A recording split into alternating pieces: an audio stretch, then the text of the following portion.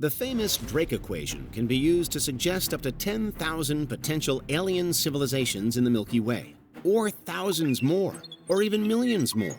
But while the presence of aliens now seems like a statistical certainty, predicting what they'll look like is extremely difficult. Do you think they'd bear any resemblance to us? For centuries, humans have been captivated, perhaps even obsessed, by the idea of extraterrestrial life. From ancient civilizations gazing at the stars to modern space exploration, the question of whether aliens exist and what they might look like if they do has continually spurred us. As such, the global cultural image of an alien has evolved significantly over the years, and in general, what we imagine has moved away from the traditional humanoid figures of classic science fiction towards a more diverse and scientifically informed expectation. In this video, we'll look at the historical fascination with alien life, explore the shift in our perceptions, and discuss various theories and studies that challenge the notion that extraterrestrials would ever resemble human beings. For some, the seeming possibility of life beyond our planet is deeply rooted in ancient times, and arguably in our development of stories based on gods, unknown forces of nature, and apparently spiritual events. From ancient myths and religious texts to early astronomy, humans have pondered the existence of beings from other worlds, largely in a bid to make sense of the unknown. But of course, in later years, and especially in the 19th and 20th centuries, the concept of an alien morphed from a hazy unknowableness into something that the overwhelming majority of scientists believe could, even should, exist. Now, the search for alien life has little to do with answering the unknown and everything to do with satisfying statistical probability. To modern minds, in a universe of perhaps infinite variation, it would seem as though something else must be out there. Nevertheless, our first representations of what an alien might look like were somewhat primitive, and the picture of generally humanoid extraterrestrials gained traction with the rise of science fiction, again in the 19th and 20th centuries. Early pioneering writers served to shape our mental image of what aliens might look like. But almost all of the examples available in the 18 and 1900s weren't that far removed from the form that our own species takes. Eyes, sometimes more than two, and often enlarged, but eyes all the same. A mouth or some kind of opening through which to communicate, usually front and center of the face. Limbs, again, sometimes more than two arms and two legs that we're used to, but still carrying out effectively the same functions as our own do.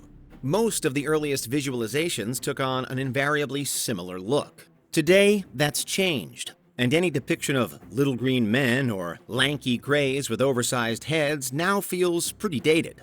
The fact is that as scientific understanding has improved, so too have the representations of what an alien might really be like. Working from a greater-than-ever knowledge of the conditions required for life to exist, scientists increasingly challenge the traditional, somewhat tired, anthropocentric ideas, and sometimes even the very fundamentals are called into question. For example, an increasing number propose that life elsewhere could exist based on elements other than carbon. While carbon is the undisputed building block for life on Earth, silicon has been considered in particular as a potential alternative. On Earth and in humans, carbon is so crucial and prevalent because it's an extremely versatile element. It is a defining feature of all of the most important things that make us, from DNA to sugar, protein to muscle. However, we know that although it's dominant here, it isn't necessarily the same everywhere else. And silicon is usually touted as a comparably effective base material that could be just as crucial to other alien instances of life. It then follows that life forms with a silicon-based biochemistry probably would have, entirely different physical structures and properties. Humanoid, they almost certainly are not. Elsewhere, and research on extremophiles, organisms that can thrive in the most extreme conditions on Earth, has further expanded our understanding of the potential for aliens. Increasingly, we must seriously consider that despite all we've come to expect of earthly life, living organisms could well exist in any number of environments that were previously thought inhospitable. These might include places with high radiation levels, extreme temperatures, or intense pressure. This line of thinking is in part supported by our growing understanding of what's possible within a star's habitable zone. We know that this is the region within which conditions might allow for liquid water, but we also know, thanks to growing research, that the surface conditions of worlds in a habitable zone are often very different to our own. It would appear then again that Earth's way is not the only way. Finally, and perhaps from a slightly more speculative point of view, could it be possible that alien life is simply coded differently at the base level, whatever that base level is? We know that life on Earth is based on DNA and RNA, but alternative biochemistries might exist, and some research therefore explores the possibility of extraterrestrial life using different genetic codes, which could, again probably should, lead to organisms with wholly different features distinct from anything found on Earth. Indeed, any and all of the above could combine in any number of ways to produce something that's entirely different from anything we might expect or recognize. And while we know that humans, as we are, have at least managed to eke out a living on this particular planet, and have at least managed to progress to this particular time and level, many have suggested that it's pure arrogance or ignorance to assume that anything else would take the same route. So let's head back to your imaginary meeting at the top of this video. True alien life stands before you, if it stands at all, and you have to try to make sense of what you see, if in fact you can see it. If it were silicon-based, then there's really no telling what it would look like exactly, although popular depictions tend toward it having an intricate geometric form, or else being a transparent jewel-like entity. If it were an extreme environment dweller, then it'll have to have adapted to survive whatever extremities it faces, such as the conditions inside a star, for example, which means it may have further evolved unique, heat-resistant, or pressure-tolerant features. And all of that before we've even considered the discrepancies that would occur on any creature from another planet simply due to changes in gravity or disparities in sunlight.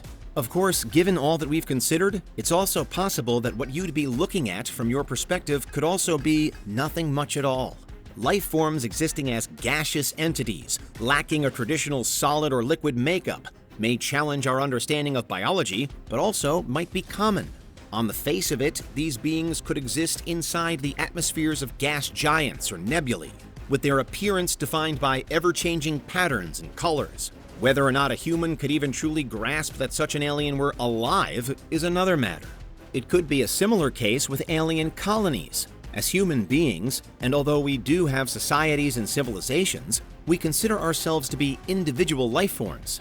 There is some argument that this wouldn't be the case with an advanced enough alien, which would more likely and efficiently function as a collective intelligence. Such colonies could naturally display intricate patterns, morphing shapes, and unique communication methods, but again, would a plain old human being ever really understand what it was that they were looking at?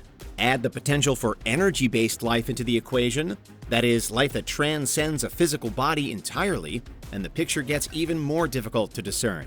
Of course, until such time as alien life is discovered, predictions as to its appearance remain entirely speculative. But for now, what's clear is that while we might expect it to demonstrate at least some recognizable characteristics, it could also be entirely non-humanoid, and perhaps fundamentally different to any other life form we know of.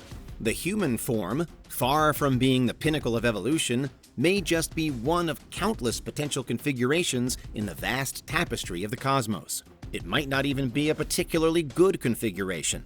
And ultimately, that's why aliens may look nothing like us at all. What do you think? Is there anything we missed? Let us know in the comments. Check out these other clips from Unveiled, and make sure you subscribe and ring the bell for our latest content.